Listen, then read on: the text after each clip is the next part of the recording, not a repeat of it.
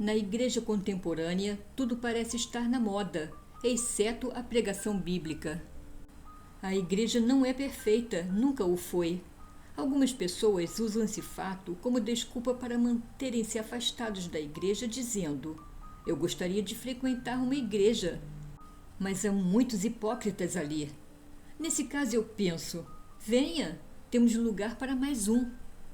É evidente que muitos que se dizem evangélicos atualmente agem norteados por outros objetivos e não por uma visão bíblica de mundo.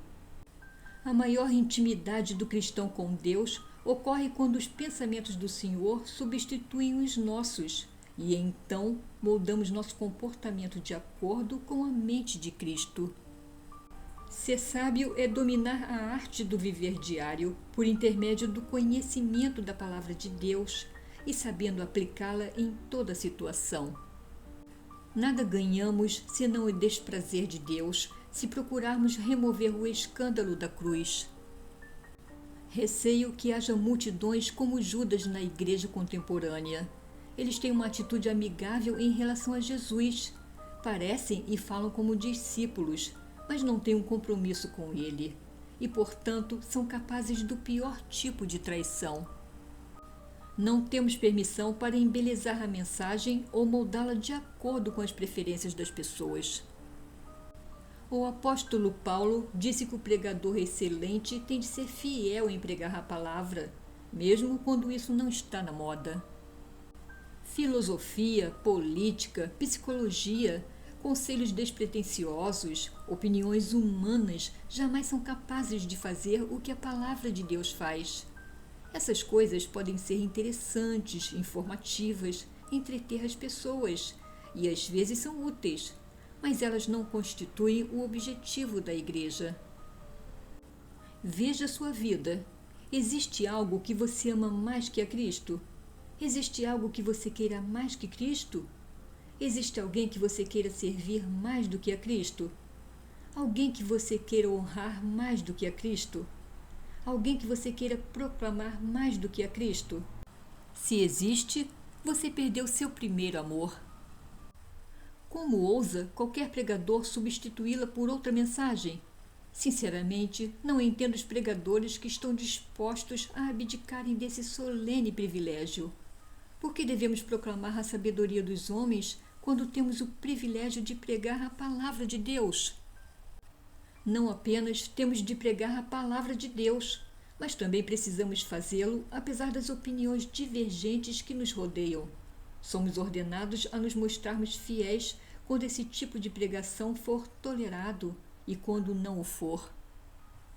O apóstolo Paulo deixou claro: toda a Escritura é inspirada por Deus e útil para o ensino, para a repreensão, para a correção, para a educação na justiça. Esta é a mensagem a ser proclamada. Todo o conselho de Deus. A pregação e o ensino fiel da palavra de Deus tem de ser o âmago de nossa filosofia de ministério. Qualquer outra filosofia de ministério substitui a voz de Deus pela sabedoria humana. Se aquilo que eu disser não for para a glória de Deus e sim para a minha própria glória, seria melhor calar-me. Se eu der um estudo bíblico para a minha própria glória, não tenho a bênção de Deus sobre ele. Devo preferir sua glória acima de todas as outras coisas. Pregar a palavra nem sempre é fácil. A mensagem que somos exigidos a pregar é com frequência ofensiva. O próprio Senhor Jesus é uma pedra de tropeço e uma rocha de escândalo. A mensagem da cruz é uma pedra de escândalo para alguns. Por vezes, ao ler a Bíblia, quase morro de vergonha. A Bíblia é uma espada afiada de 2 gumes que discerne os pensamentos e os propósitos do coração. E por isso que aqueles que desejam permanecer no erro não a leem. Ela os descobre. Todas as atividades intelectuais, por exemplo, ler, ouvir rádio, assistir televisão e filmes, estudos acadêmicos, conversas casuais, devem sempre ser submetidas ao filtro da visão cristã de mundo, para determinar quais delas estão aliadas às verdades das Escrituras e quais são suspeitas de serem inimigas. Com certeza, a filosofia de ministério do apóstolo Paulo não incluía a teoria de dar às pessoas o que elas desejam. Ele não instou Timóteo a realizar uma pesquisa a fim de descobrir o que as pessoas queriam, mas ordenou que ele pregasse a palavra com fidelidade, repreensão e paciência.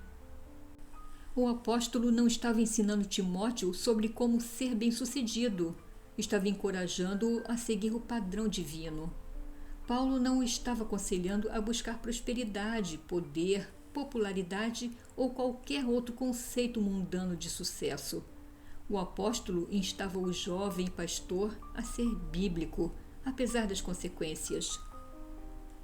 E agora termino esse vídeo com um curto resumo da biografia desse grande escritor evangélico, ministro norte-americano, que é muito conhecido pelo seu programa de rádio veiculado internacionalmente, que se chama Graça para Você.